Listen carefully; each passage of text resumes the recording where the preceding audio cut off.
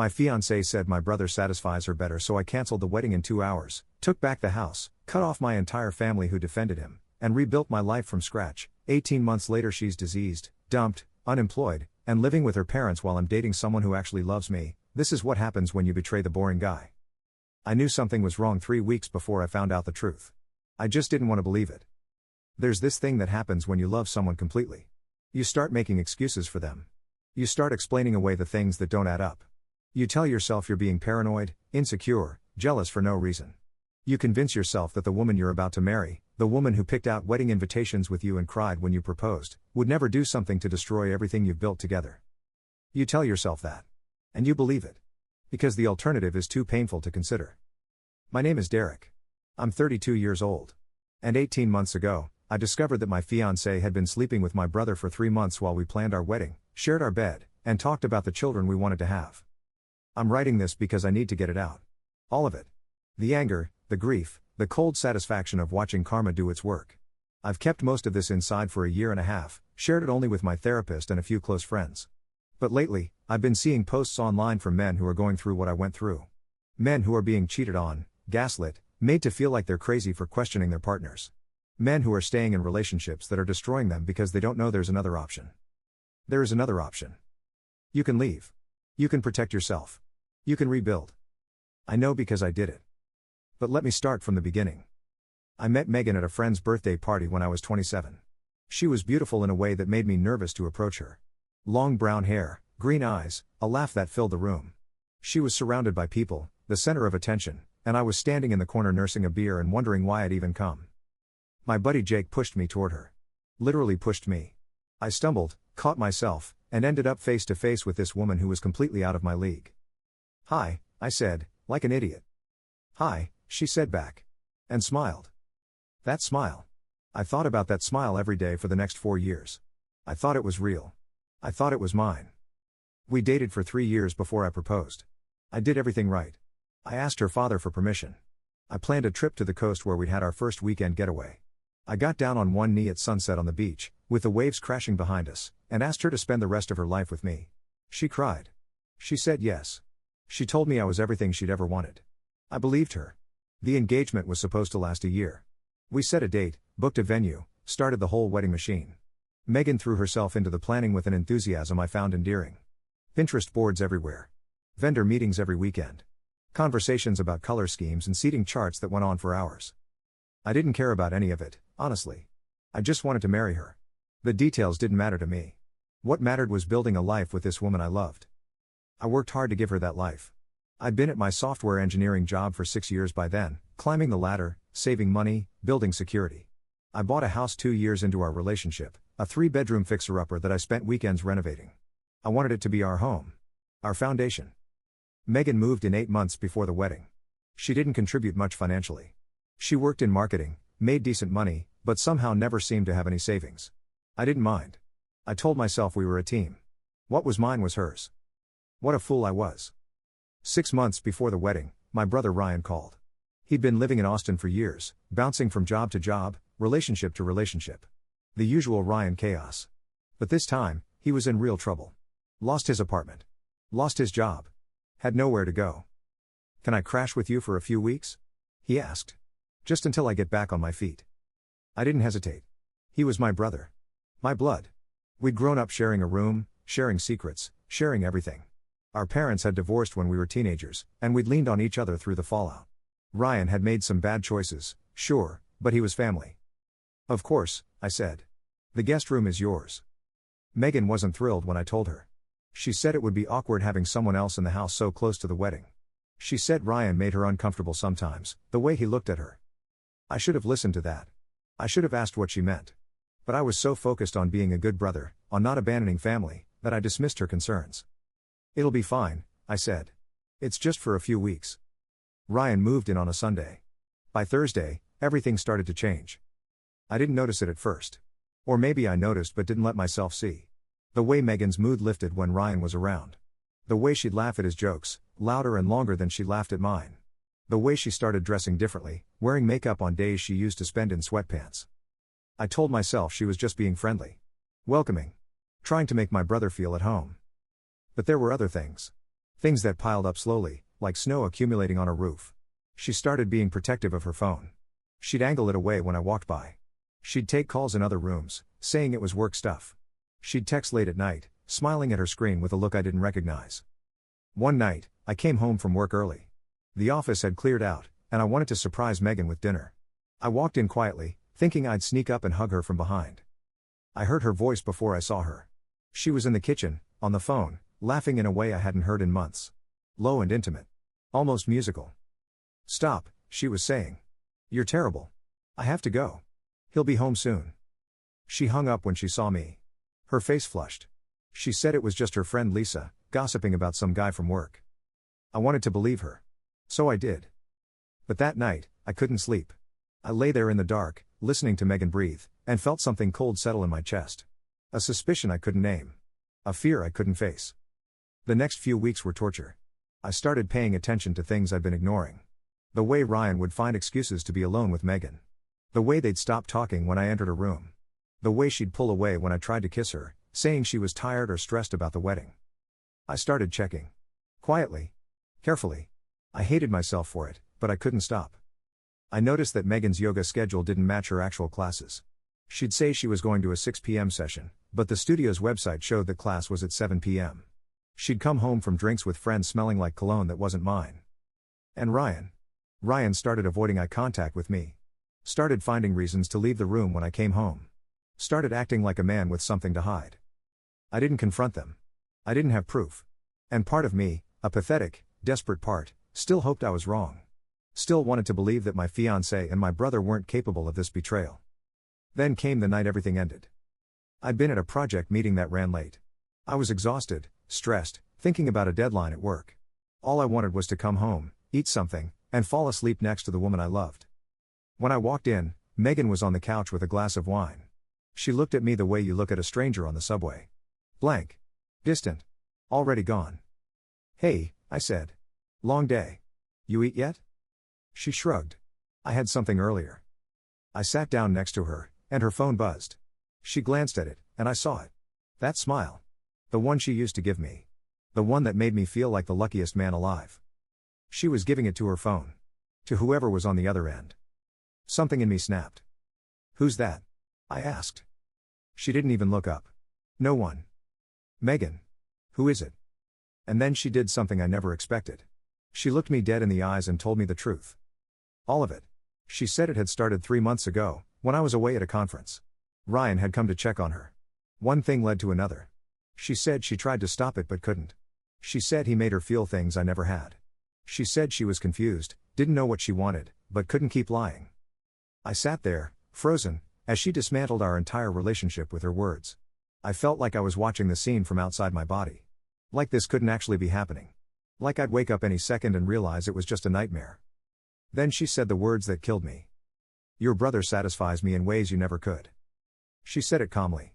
Casually. Like she was commenting on the weather. Like she was telling me something I should have already known. I felt something inside me break. Not my heart. Something deeper. Something fundamental. The part of me that trusted. The part of me that believed in love and loyalty and the basic decency of people I cared about. It shattered. And in its place, something cold and hard took root. I didn't yell. I didn't cry. I didn't throw anything or storm out or give her the dramatic reaction she was clearly bracing for. I just stood up, walked to the kitchen table, opened my laptop, and started typing. "What are you doing?" she asked, following me. "Canceling the venue." Her face went white. "Wait. Can we talk about this? I didn't mean it like that. We can work through this." I didn't respond. I was already composing the email. Polite. Professional. Explaining that the event would no longer be taking place and asking about refund policies. She started crying. Then bargaining. Then yelling. "You're overreacting. It was a mistake. People make mistakes. You're just going to throw away 4 years because of one slip-up?" I looked at her for the first time since she'd made her confession. 3 months isn't a slip-up, Megan. 3 months is a choice. You made it every single day. And now I'm making mine. I went back to my laptop. Over the next 2 hours, I systematically dismantled our wedding. The caterer. The florist. The photographer. The DJ. The officiant. Everything that was in my name, which was almost everything because I'd paid for 90% of it. She watched in disbelief. Then horror. Then panic. Where am I supposed to go? She finally asked, her voice small. I don't have anywhere. You're really going to just abandon me? I closed my laptop and looked at her. Really looked at her. At this woman I had loved. This woman I had planned to spend my life with. This woman who had betrayed me in the most intimate way possible with my own flesh and blood. I felt nothing. Absolutely nothing. Call Ryan, I said. He seems to satisfy you. I walked into the guest room, locked the door, and lay on the bed where my brother had probably slept after being with my fiancée. I didn't sleep that night. I just stared at the ceiling and planned. By morning, I had a list. A clear, actionable list of everything I needed to do to erase Megan from my life. I was gone before she woke up. I didn't leave a note. I didn't say goodbye. I just took my laptop, my important documents, and my car keys, and I left. That day, I did the following. I blocked Megan's number on my phone, her email on my computer, and her profiles on every social media platform I could think of. I contacted HR at my company and informed them that Megan was not to be allowed into the building under any circumstances. I changed the locks on my house and informed my attorney that I would be seeking to remove a former occupant. I called my parents. That last one was the hardest. Not because I cared what they thought, but because I knew what they would say. My mom answered on the third ring. Derek. How's wedding prep going? The wedding's off, I said. Megan has been sleeping with Ryan for 3 months. I found out last night. Silence. Long, heavy silence. Then, are you sure? That doesn't sound like Ryan. Maybe you misunderstood. I felt something die in my chest. Another piece of trust. Another connection severed. I didn't misunderstand, Mom. She told me herself. In detail. Well, even so, families work through these things. You and Ryan can sit down, talk it out. You're brothers. Blood is thicker than. I hung up. My dad called an hour later with the same energy. Let's not blow this out of proportion. Ryan made a mistake, but he's still your brother. Don't throw away family over a woman. Over a woman. Like Megan was the problem. Like Ryan's betrayal was somehow less significant because she was involved. I told my father, calmly and clearly, that I wanted nothing to do with Ryan. And if they chose to defend him, I wanted nothing to do with them either. He called me dramatic. Bitter. Said I'd regret cutting off my family when I calmed down. I said I'd take my chances. Then I hung up and blocked his number too. Within 48 hours, I had severed ties with my fiancée, my brother, and my parents. I had changed my phone number, updated my emergency contacts, and informed my closest friends of the situation. Some of them were shocked. Some were angry on my behalf. A few tried to play devil's advocate, suggesting I was being too harsh or acting too fast. I cut those people loose too. By the end of the week, my world had shrunk to a handful of people I truly trusted. And for the first time in months, I felt like I could breathe. I took a week off work without telling anyone where I was going. I drove 3 hours upstate to a cabin a coworker owned, a small place in the woods where there was no cell service and no distractions. For 5 days, I sat on the porch, drank coffee, watched the trees, and let myself feel everything. The grief came first. Waves of it. For the future I'd lost. For the woman I thought I knew. For the brother I'd trusted. I cried more that week than I had in the previous decade combined. Then came the anger. Hot and righteous and clean. Anger at Megan for her cruelty. Anger at Ryan for his betrayal. Anger at my parents for choosing him over me. Anger at myself for not seeing the signs sooner. And finally, after the grief and anger had burned through me, came something unexpected. Relief. I was free. Free of a woman who didn't love me. Free of a brother who didn't respect me. Free of parents who didn't value me. Free of the lies and pretense and constant low-grade anxiety I hadn't even realized I'd been carrying. I sat on that porch on the last night, watching the sun set through the trees, and I made myself a promise. I would rebuild. I would become stronger. And I would never, ever let anyone treat me that way again. It was time to go home. The first 3 months were the hardest. I went back to work, threw myself into projects, volunteered for every assignment nobody else wanted. I worked 12-hour days, sometimes 14. Not because I was running from the pain, but because I needed structure. I needed purpose. I needed something to build. My boss noticed. He pulled me aside one day, asked if everything was okay. I told him the wedding was off and I'd rather not discuss it. He nodded, said he understood, and then quietly recommended me for a promotion that had just opened up. I got it. 6 months after the worst night of my life, I was leading my own team. I started going to the gym. Not to get jacked or prove anything to anyone. I just needed a place to put the anger. A way to exhaust my body so my mind could rest. I went every morning before work, 5 a.m., when the gym was empty and quiet. I lifted until my muscles screamed, ran until my lungs burned, and slowly, day by day, built a body that matched the discipline I was building in my mind. I reconnected with old friends. People I'd drifted away from during my relationship with Megan. Guys from college who'd always been there but I'd been too busy building a future to see. They welcomed me back without judgment. Poker nights. Weekend hikes. Random Tuesday dinners where we'd talk about everything and nothing. I realized how isolated I'd become during my relationship. How much of my social life had revolved around Megan and her friends. How I'd slowly let my own connections wither while I watered hers. Never again. I started traveling. Something I'd always wanted to do but Megan had never been interested in. Portugal first. A solo trip where I wandered through Lisbon's streets, ate food I couldn't pronounce, and sat in cafes watching the world go by. Then Japan. 2 weeks of temples and trains and a silence that felt sacred.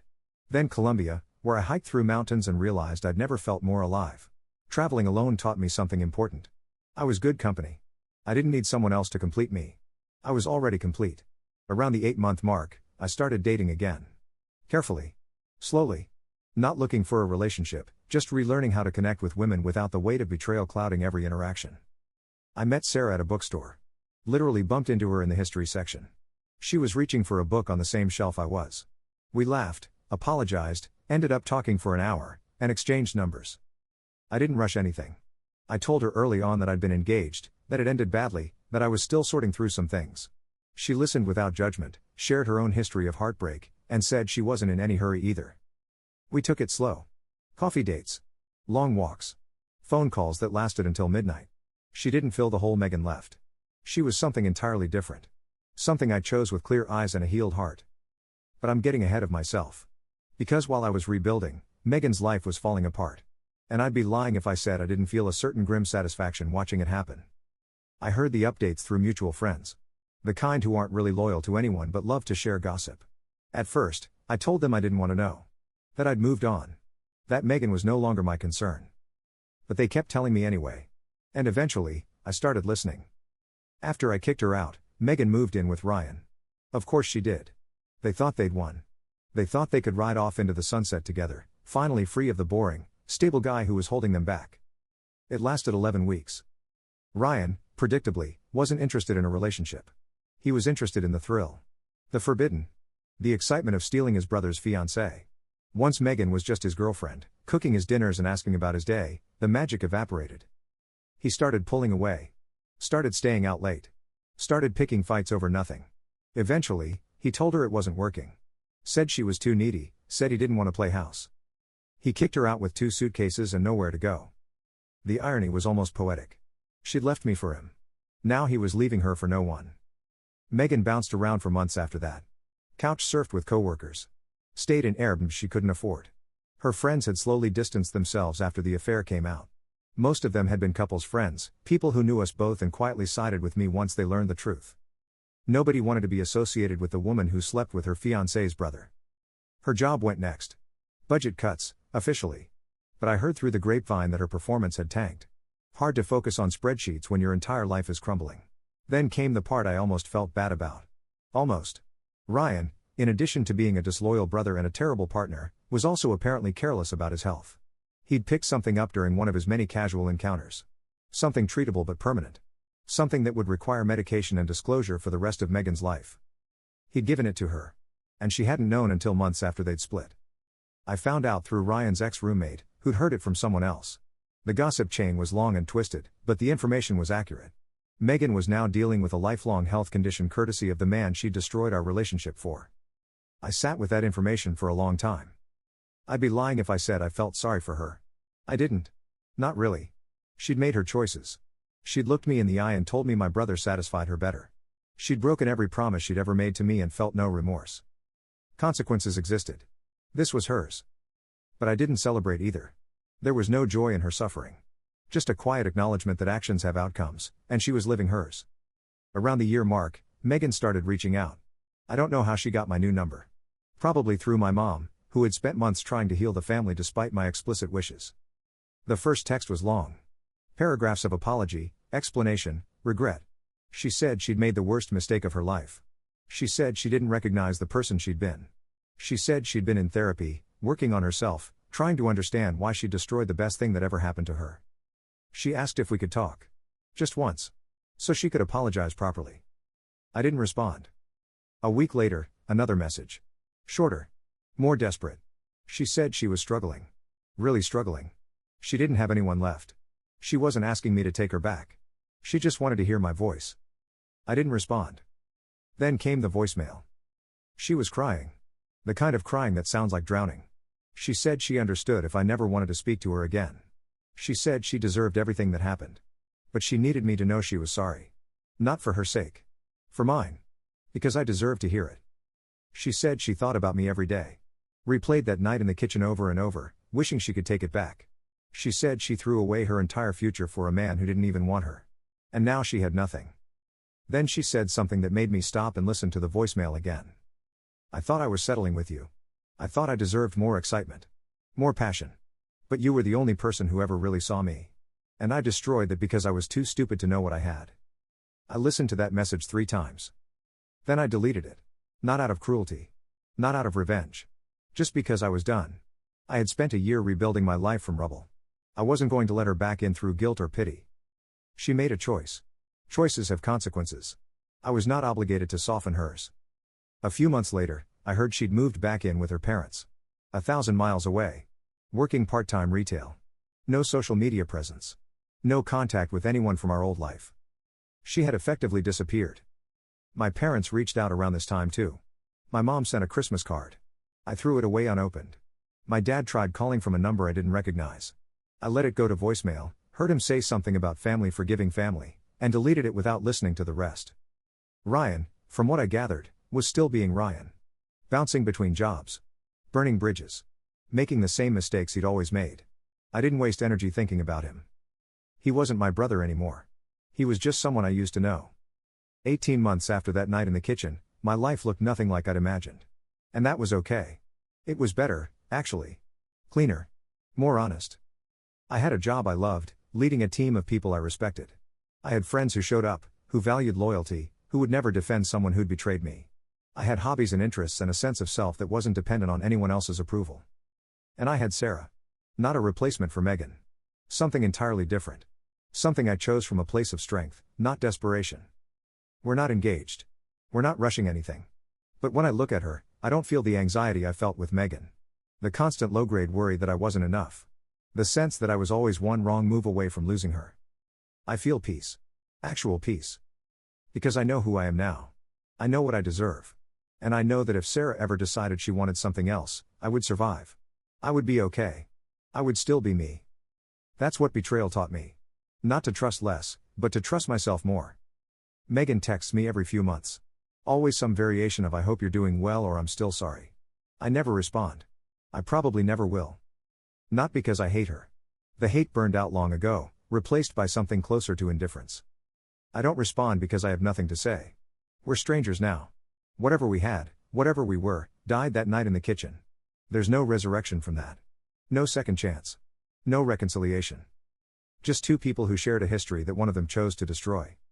Sometimes I think about what would have happened if I'd stayed. If I'd listened to my parents. If I'd tried to work through it the way everyone seemed to want me to. I would have been miserable. I would have spent my life wondering. Every time she worked late or took her phone to another room. Every time she smiled at someone else. Every time she said she was just tired. I would have turned into a paranoid, broken version of myself. Always watching. Always waiting. Always expecting the next betrayal. Instead, I walked away. I chose myself. I built something better from the wreckage. And every day, I'm grateful I did. If you're reading this and you're going through something similar, here's what I want you to know. You will survive this. I know it doesn't feel that way now. I know the pain is so heavy you can barely breathe. But you will survive. Leave. If someone has betrayed you, if they've shown you who they really are, believe them. Don't wait for them to change. Don't try to understand the reasons. Don't let them convince you that you're overreacting or being too harsh. Leave. Protect yourself. Choose your own peace. The people who truly love you will support that choice. And the people who don't? They were never really on your side anyway. Cut them loose too. You will build something new. Something better. Something that's entirely yours. I know because I did it. I was supposed to be married right now. To a woman who slept with my brother and told me he satisfied her better. Instead, I'm sitting on the porch of a house I renovated with my own hands, with a woman who loves me for exactly who I am, writing this story so that maybe, just maybe, it helps someone else find the strength to walk away. Megan thought I was safe. Boring. A backup plan. She was wrong. I was never the backup. I was the one who got away. And she knows it now. Every single day, in that childhood bedroom 1,000 miles away, living with the consequences of her choices, she knows exactly what she lost. I don't think about her much anymore. But when I do, I don't feel anger. I don't feel sadness. I feel gratitude. Because she showed me who she was. And because I was strong enough to believe her. Some people don't come back from betrayal. They let it poison them. They carry it forever, a weight that crushes everything good that comes after. I refuse to be one of those people. I came back stronger. Clearer. More myself than I've ever been. And if you're reading this from the wreckage of your own betrayal, I need you to know, you can too. Don't let them win. Don't give them that power. Rise. Rebuild. Become someone they could never deserve. That's the only revenge that matters. And trust me, it's sweeter than anything else you could ever imagine.